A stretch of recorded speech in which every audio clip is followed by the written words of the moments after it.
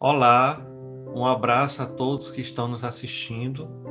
É com muita alegria que estamos aqui para desenvolver o assunto Ressignificando a Vida, a importância do autoconhecimento. É um prazer imenso poder compartilhar essas ideias aqui neste canal. Ideias essas que, para nós que já realizamos a leitura, trouxe boas reflexões. E é com o objetivo de compartilhamento que nós preparamos esse material para a apresentação no dia de hoje. Então, nós vamos falar sobre ressignificando a vida, a importância do autoconhecimento.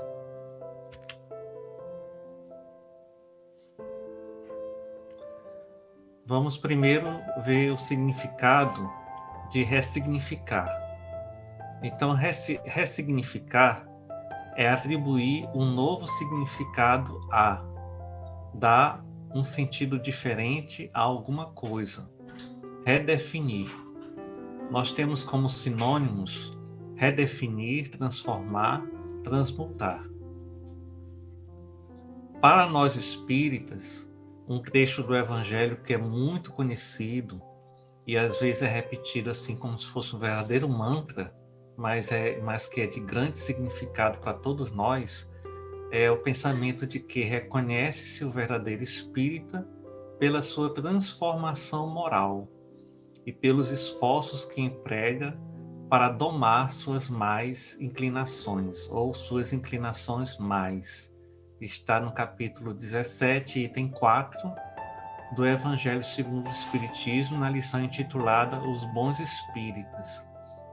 Então nós observamos que nós espíritas já temos bastante conectividade, né, com esse conceito de ressignificar a vida, porque para sermos considerados verdadeiros espíritas, nós precisamos fazer esse trabalho de autotransformação, né?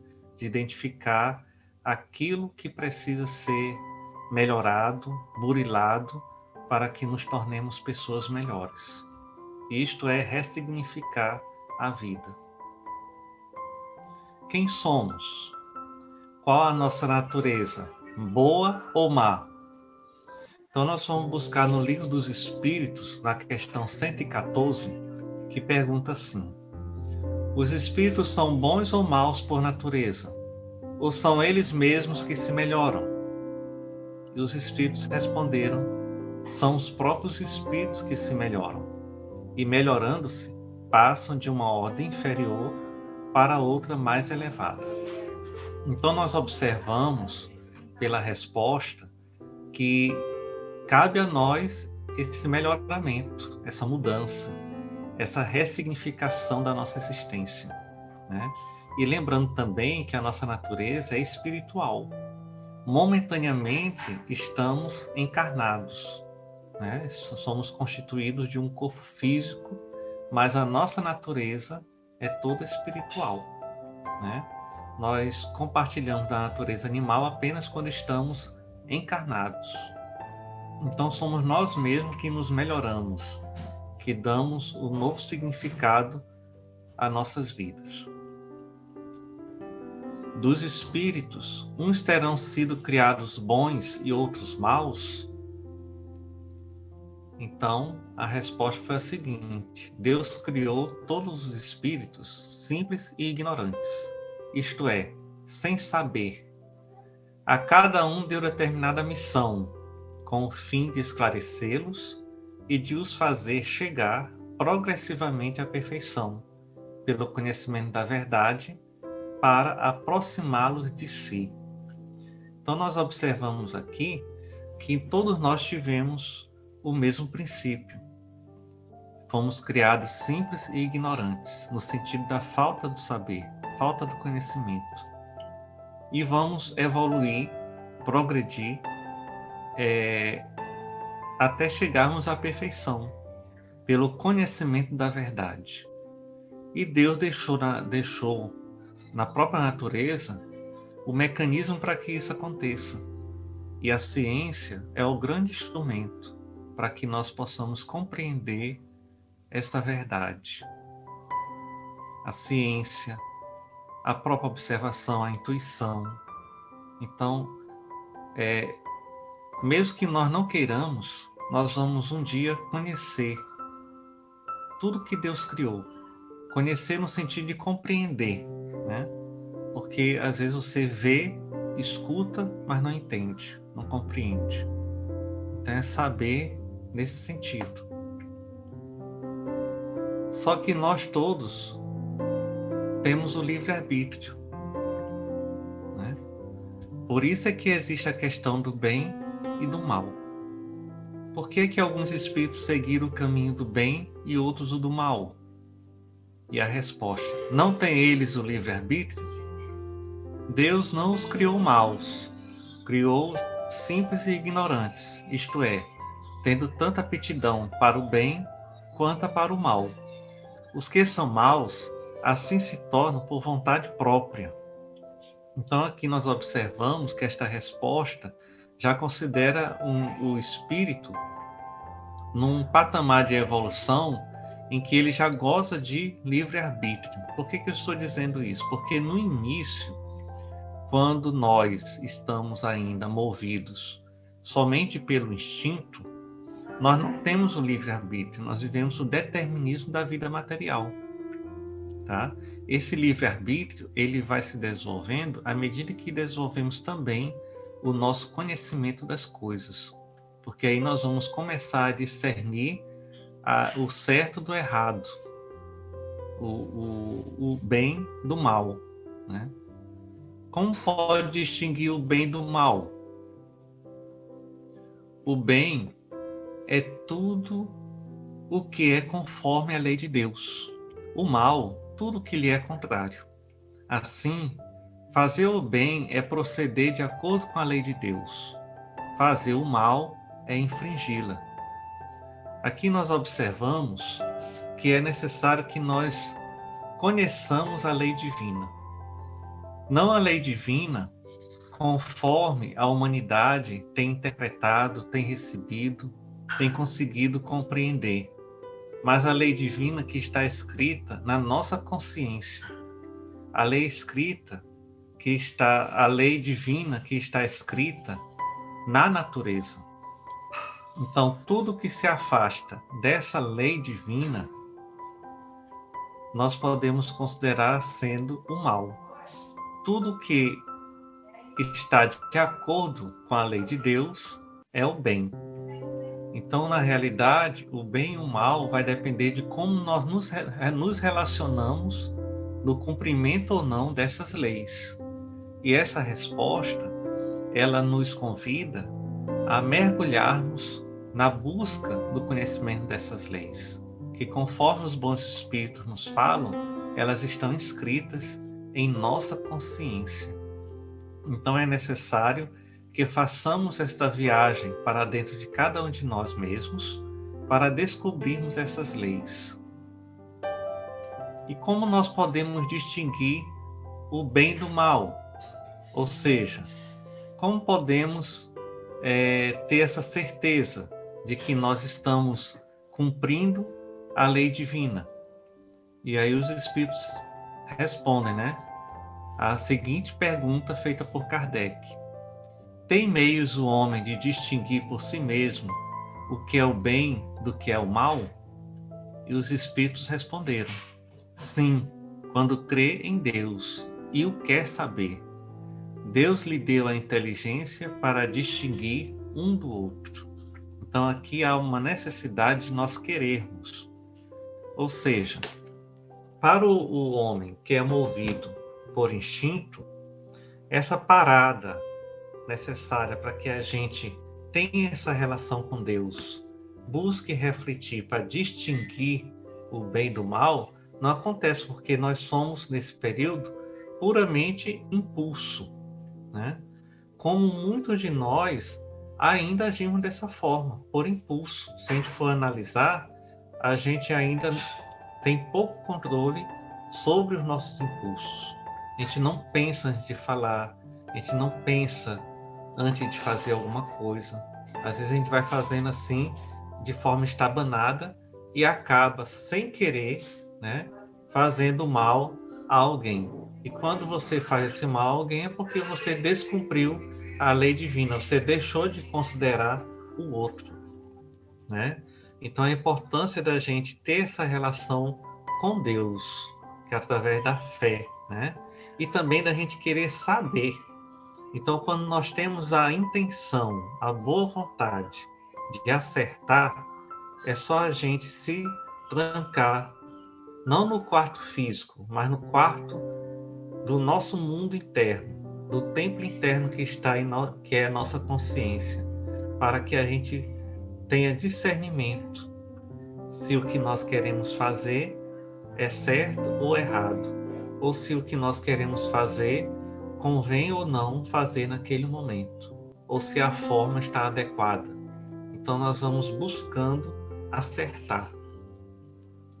Mas só que Kardec fez uma outra pergunta. Estando sujeito ao erro, não pode o homem enganar-se na apreciação do bem e do mal e crer que pratica o bem, quando na realidade pratica o mal? Vejam só a resposta. Jesus disse: Vede o que querias que vos fizessem, ou não vos fizessem. Tudo se resume nisso. Não vos enganareis. Então Jesus ele veio inaugurar para nosso processo de aprendizado uma nova etapa, justamente a etapa do amor, que aí vem o perdão, vem a misericórdia, veio nos trazer uma nova maneira de nos relacionarmos com Deus. Em vez de ser aquele Senhor dos exércitos, em vez de ser aquele Senhor poderoso que vem um dia e vai dominar todo o planeta, na realidade é aquele Senhor, mas que é o nosso Pai, né? Então Deus é amor. Então quando nós nos colocamos nessa posição de Jesus, de ver como nós gostaríamos que o outro agisse em relação a nós, automaticamente nós vamos estar mais distante do erro. Então, para a gente não se enganar. Mas quando a gente não consegue, né? E nós não conseguimos mesmo, né? Porque nós temos que evoluir nos mais diversos aspectos, né? Tanto em intelectualidade quanto em moralidade, em sentimentos. E nós não vamos conseguir isso numa única encarnação. Então, por conta disso, nós temos o princípio da reencarnação, que fala o seguinte: como pode a alma que não alcançou a perfeição durante a vida corpórea acabar de depurar-se, sofrendo a prova de uma nova existência? Então, nós observamos bem aqui que, em termos maiores, todos nós somos chamados a ressignificar a nossa existência como espíritos que somos, né? E para isso nós temos a encarnação e temos a reencarnação, tá? Vamos chamar de encarnação aquele nosso estágio inicial e reencarnação aquelas experiências que nós já vamos tendo para refazer alguns caminhos errados, equivocados que nós tomamos em outras existências, né? Então nós vamos ressignificar, vamos ter a oportunidade de ressignificar a nossa existência espiritual, sofrendo a prova de uma nova reencarnação, né? De uma nova existência. Aí a letra A, como se realiza essa nova existência? Será pela sua transformação como espírito? E os espíritos responderam: depurando-se, a alma indubitavelmente experimenta uma transformação, mas para isso necessária lhe é a prova da vida corporal, porque aqui na vida corporal é que nós vamos pôr em prática aquilo que nós nos propusemos realizar quando estarmos no mundo espiritual. E aí o progresso, e dessa forma, não só nós progredimos, como também fazemos a nossa parte para a evolução da humanidade e do próprio mundo material. Quando nós reencarnamos, nós já trazemos algumas encrencas, né? Algumas dificuldades de outras existências para buscarmos refazer nesta nova existência. E na nova existência, a gente também passa por crises da própria existência e também passamos por crises que têm a sua origem nas existências anteriores. Então, o que é a vida humana?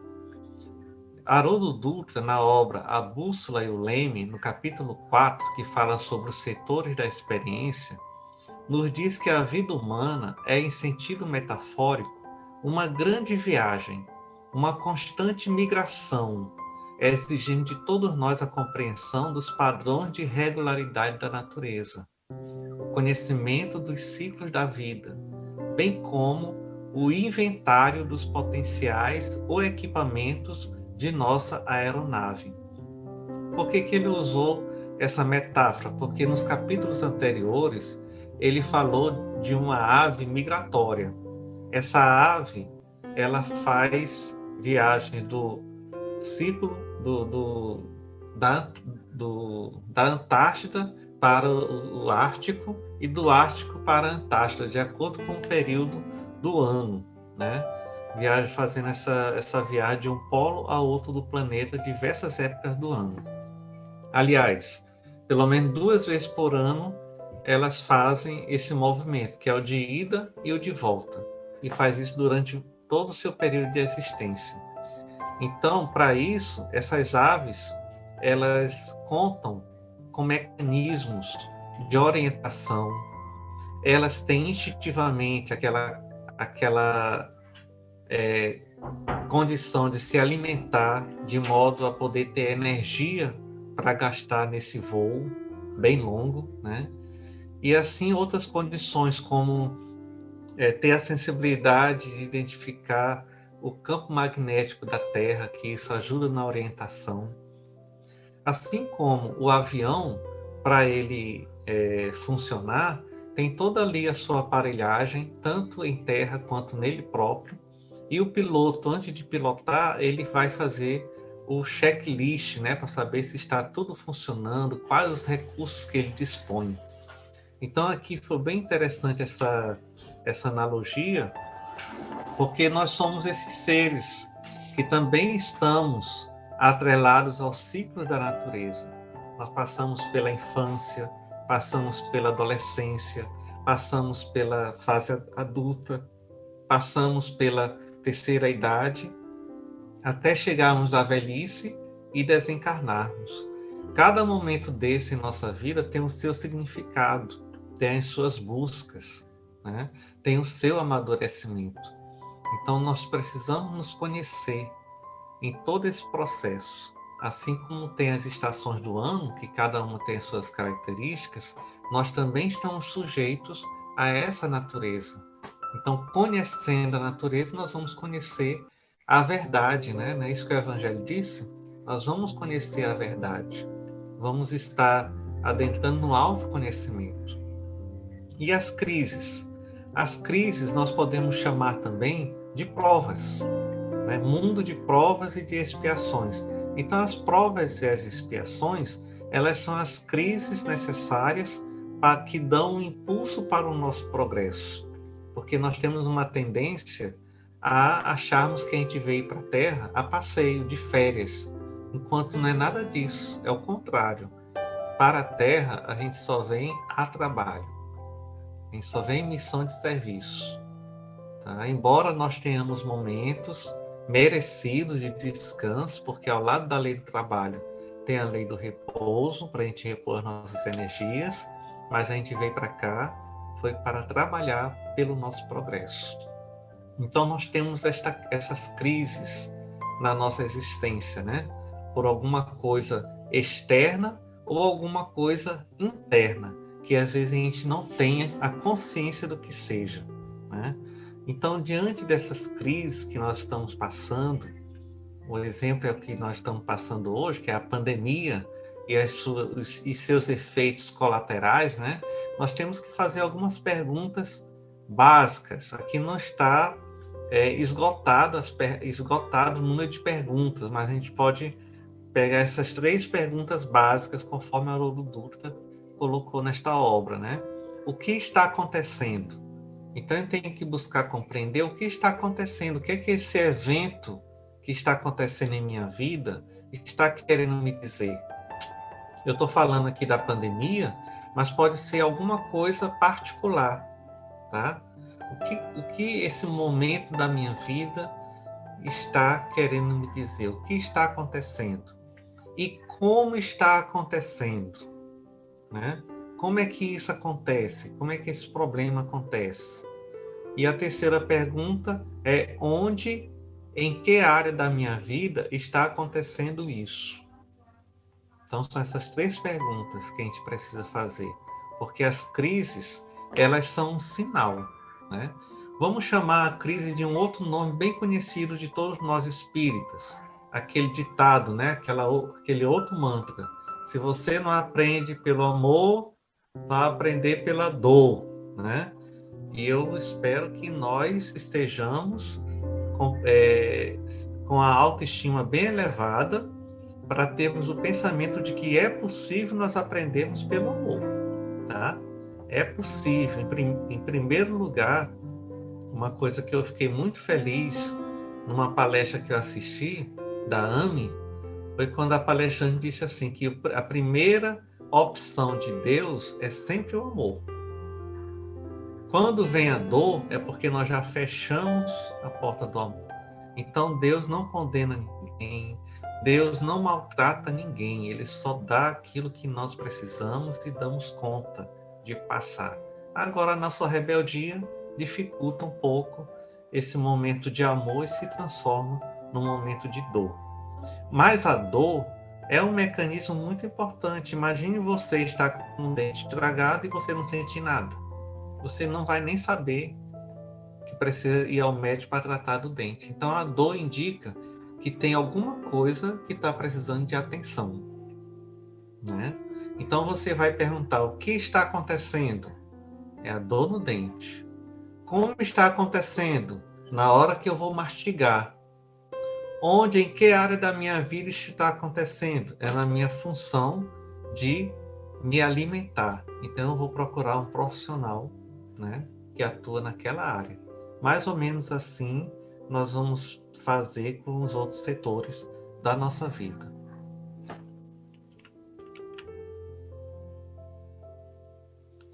Os setores da experiência que o Haroldo Dutra se refere, ele leva em conta um critério de mapeamento, que é caracterizado pela seguinte questão.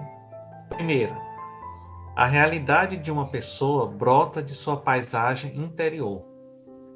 Então, a nossa realidade é aquilo que trazemos dentro de cada um de nós, tá? Os elementos que agregamos à nossa individualidade durante o progresso, durante o processo de sua formação e desenvolvimento, acabam atraindo estruturas exteriores, se conectando a elas e entrando em perfeita sincronia. Então, aqui é a lei da afinidade. Então, mesmo que eu não tenha consciência de alguma coisa que eu trago comigo, né, mas eu vou estar atraindo aquelas pessoas que estão na mesma sintonia minha, que têm os mesmos conflitos, e mesmo que eu não admita que eu tenha aquela dificuldade, mas a gente vai se encontrar em algum momento, tá? Então, são esses 2 critérios que ele utilizou para a definição desses setores da experiência, que são os seguintes. Então, ele identifica 3 setores da nossa experiência. O setor pessoal, que tem relação com a nossa individualidade. O setor interpessoal, relacionado aos relacionamentos interpessoais. E o setor social, que tem relação ao nosso papel na sociedade, tá? E cada um desses setores tem as suas subdivisões. No setor pessoal, você vai ter a persona, o corpo, a mente e o lar. Nós vamos ter experiências que vão predominar nesses 4 campos. No setor interpessoal, nós vamos ter um setor que ele chamou de ateliê, um outro de oficina, casamento e casa de câmbio. E no setor social, a Academia do Ser, profissões, vocação, organizações e instituições, grupos sociais, amigos e o altar. Vamos passear por cada um deles agora. Os setores da experiência, autoconhecimento, persona. Então, o que significa persona? Esse aspecto tem início no nascimento. Antes de nós nascermos, nós estamos ali no útero da nossa mãe. E nós, com a nossa mãe, somos um único ser. Nós não temos nós não conseguimos nos identificar como um ser individual. Quando nós nascemos, inicia-se esse processo da persona. Nós vamos nos reconhecer num corpo circunscrito. Isso não é de imediato, tá, gente? Isso aqui é com o tempo, que começa com o nascimento e esse reconhecimento vem paulatinamente. Reconhecimento do corpo circunscrito, delimitado, autônomo, ego como indivíduo único e distinto. Surge a questão de nossa identidade. Haroldo Dutra, aqui nesta obra, ele diz que a persona é um lugar, um local onde nos situamos. Por representar a nossa interface com o mundo, ela é igualmente uma fronteira entre o que há de mais interno em nós e aquilo que está do lado de fora, bem próximo de nós.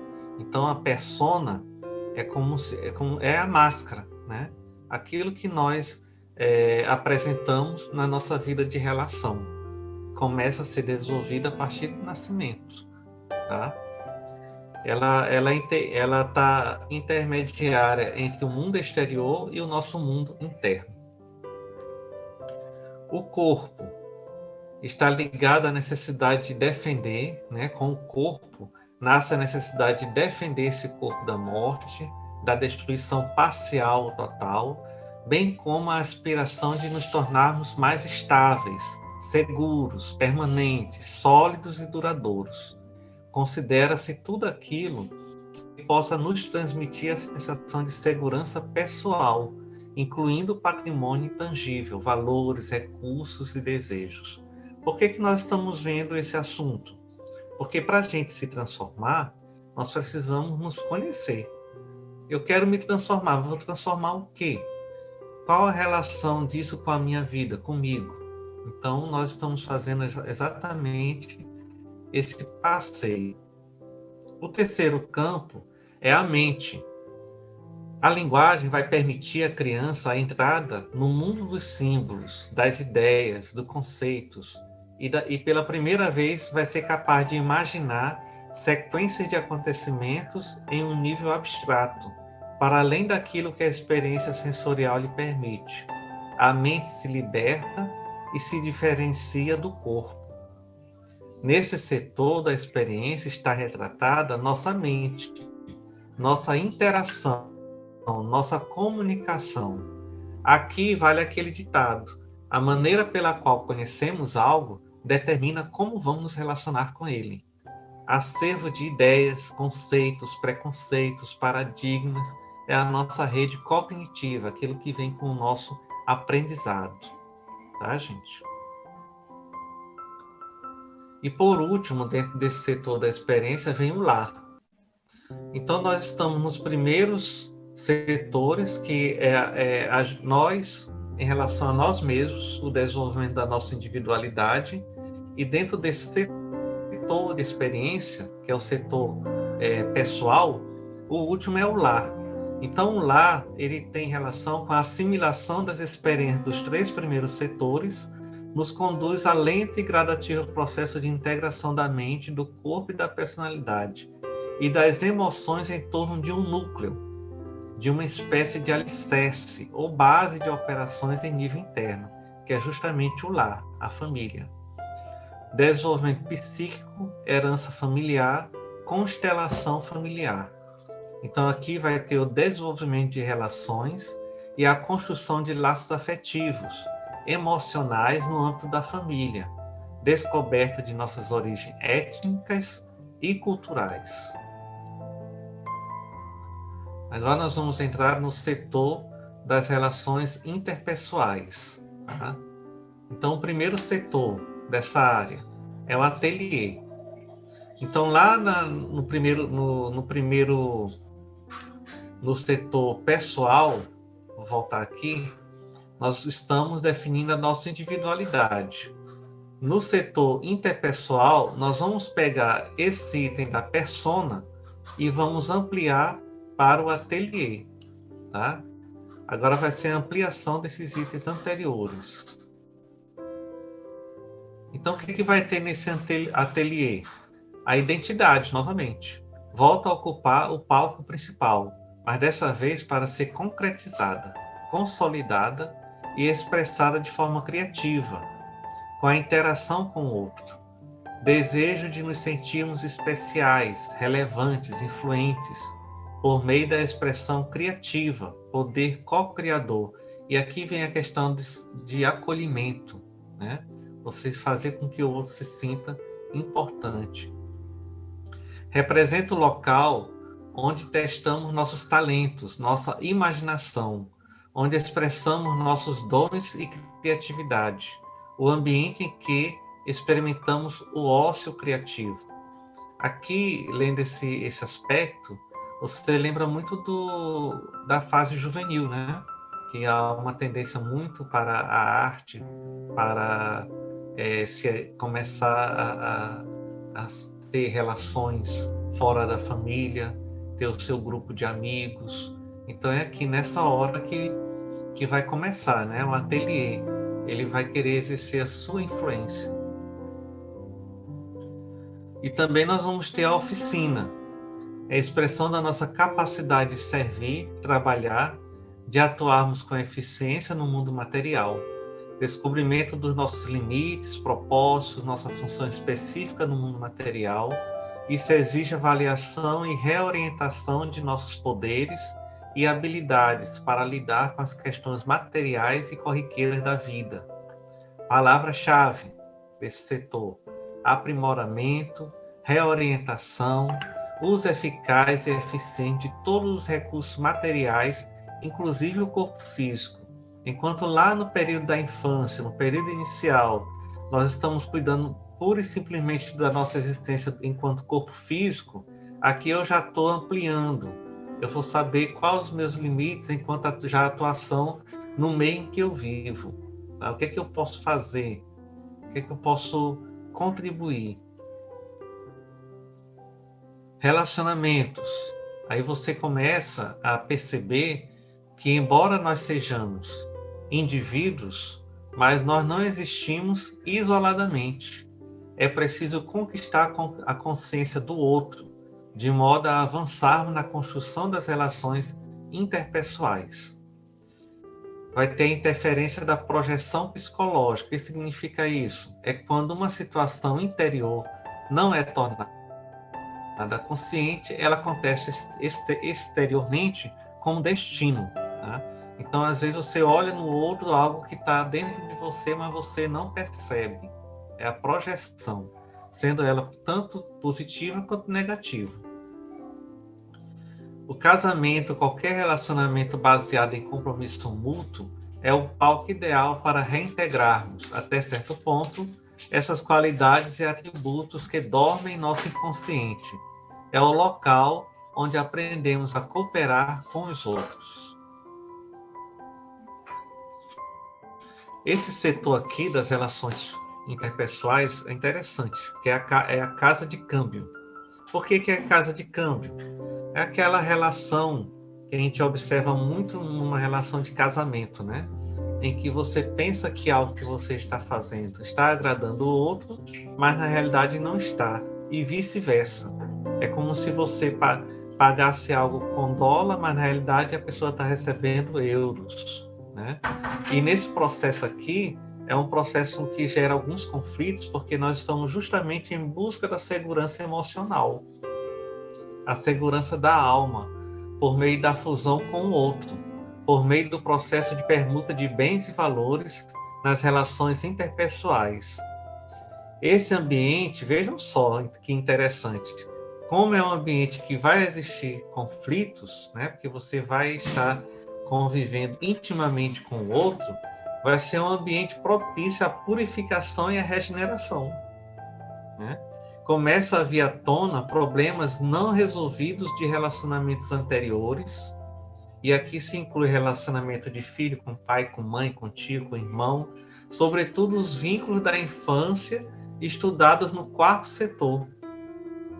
Muitas das vezes, aquilo que recebemos do outro tem um significado que não coincide com o dele.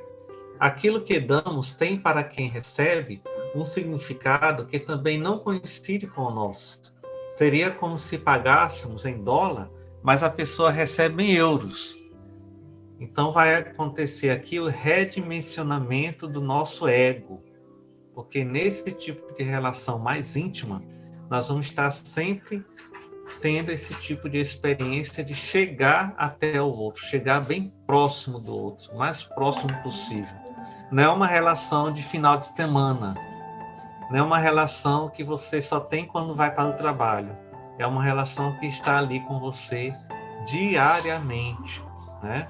Como diz uma amiga minha, já comeu mais de 1 quilo de sal junto, né? Porque 1 quilo de sal não se acaba rapidamente, então você está ali convivendo, e nessa convivência você acaba tendo essa oportunidade de purificação e regeneração a partir do momento que você sai de dentro de você mesmo ao encontro do outro.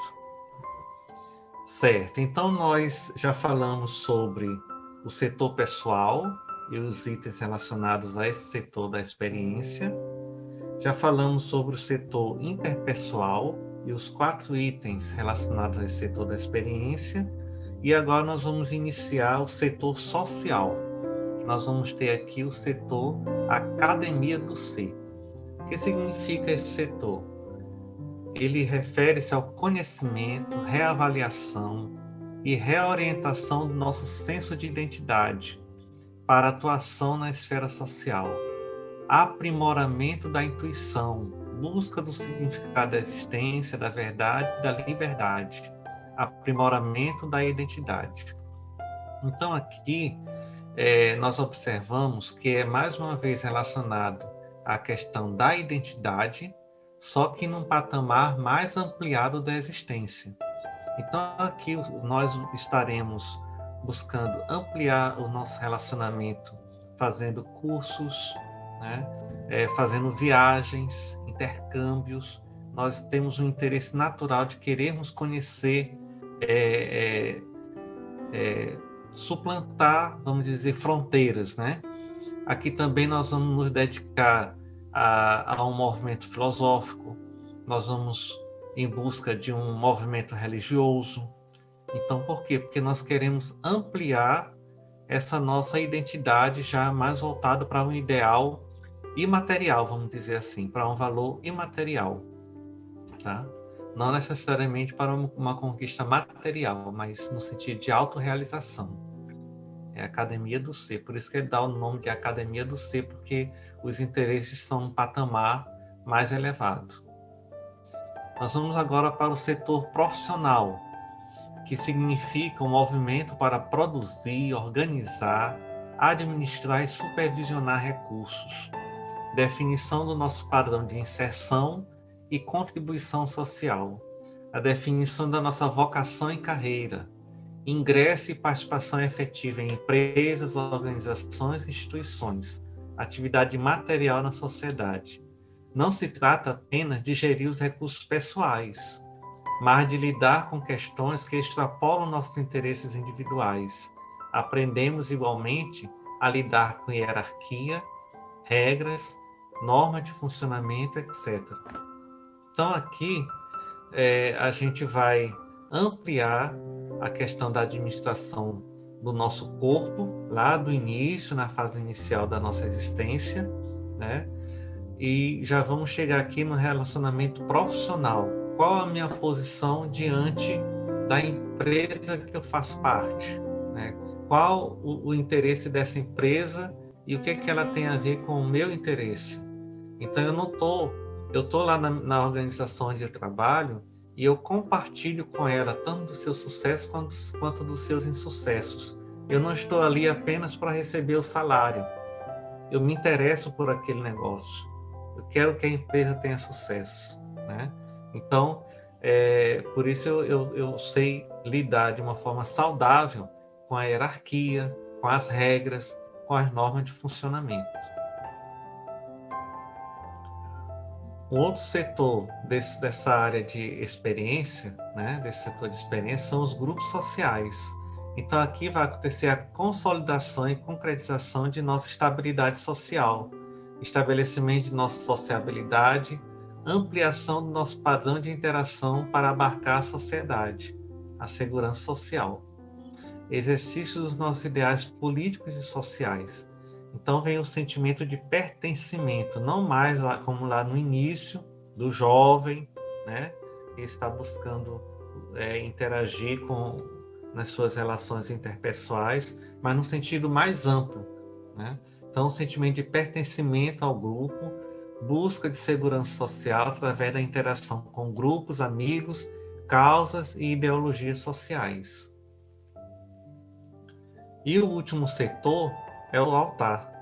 É a aspiração de voltar ao estado de totalidade, experimentado no útero materno, anseio de totalidade e transcendência, desejo de realizar algum sacrifício por uma causa humanitária, nossa religiosidade e espiritualidade, aperfeiçoamento emocional e aprimoramento da alma. Então aqui nós vamos lidar com a nossa espiritualidade, né? Então é um setor também natural em nossas vidas, essa nossa relação com o divino, né? Que pode acontecer das mais diversas formas. E eu achei interessante nesse aspecto aqui, é que essa busca é uma busca da gente se sentir fazendo parte de uma totalidade, coisa que nós sentimos só lá no útero da nossa mãe, quando nós e ela éramos um só, né? Então, essa busca, ela continua, só que ela vai se transformar em algo maior, vamos dizer assim. Não que nossa ligação com a nossa mãe não seja, né? Mas só que a gente, quando nós estamos nas nossas crises e a gente lembra, às vezes fica assim num estado, né, de saudade, parece assim que a gente quer um colo de mãe, é porque nós vivemos isso nesse momento da nossa existência.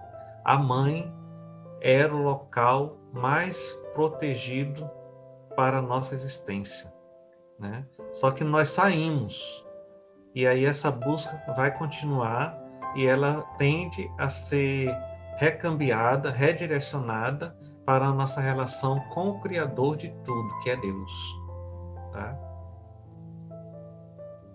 Então, por que nós fizemos essa reflexão, né?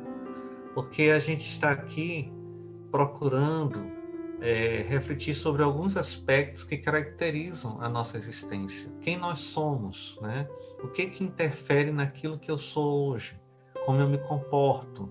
Como é que eu lido com as minhas relações interpessoais? Como é que eu lido com a minha relação familiar? Como é que eu lido com a casa espírita que eu faço parte, né? Ou o meu ambiente de trabalho, como é que eu estou? Então, quando a gente vai pensar em ressignificar a nossa existência, nós temos que pensar em modo prático, porque ninguém está propondo a ressignificação da nossa vida para nos tornarmos santos ou espíritos puros. Por quê? Porque nós ainda não estamos nem próximos ainda. O que nós estamos próximos? De nos tornarmos homens e mulheres de bem, né? Homens e mulheres que praticam a lei divina. Só que nessa busca nós vamos cometer ainda muitos erros e muitos acertos. E essas reflexões, elas são de suma importância para que a gente possa equilibrar a balança, diminuir mais os erros, os enganos, os equívocos e construir mais acertos, redirecionar os nossos valores para aquilo que realmente esteja ligado ao nosso propósito aqui na Terra. Então nós sabemos que o nosso propósito aqui na Terra é progredir, nos mais diversos aspectos. Tem aqueles que vão progredir mais no campo da intelectualidade, tem outros que já estão buscando progredir mais no campo do sentimento, mas cada um tem a sua missão particular. Então, realizadas essas reflexões sobre os diversos setores de experiências, compreendemos melhor a nós mesmos e o nosso próximo, permitindo que possamos identificar em nós, por meio do constante exercício da meditação e de outras formas de recolhimento, com vistas a termos contato com a nossa vida interior, aqueles setores que de alguma forma precisam ser revistos e necessitam de atenção e ressignificação, bem como aqueles que nos ajudam no equilíbrio e que nos movimentamos na vida. Então a gente tem que ter muito cuidado com isso. A gente, ao fecharmos os nossos olhos para fazermos esse movimento da viagem interior, busquemos também identificar aquilo que nós já trazemos que vai nos ajudar a superar nossas dificuldades, são as nossas conquistas, tá? Lembrando que está no Evangelho, né? Ninguém poderá ver o reino de Deus se não nascer de novo. E como reencarnar não está fácil, vamos aproveitar a reencarnação atual e buscar sempre esse sentimento de dar novos significados em nossas vidas, com base na consciência que temos hoje, de que nós estamos aqui na Terra é para progredirmos e não darmos vazão aos desequilíbrios, às fantasias, aos desejos inferiores que já foram motivos de nossas quedas no passado. Então, um grande abraço em todos e que Deus nos dê força e luz hoje e sempre.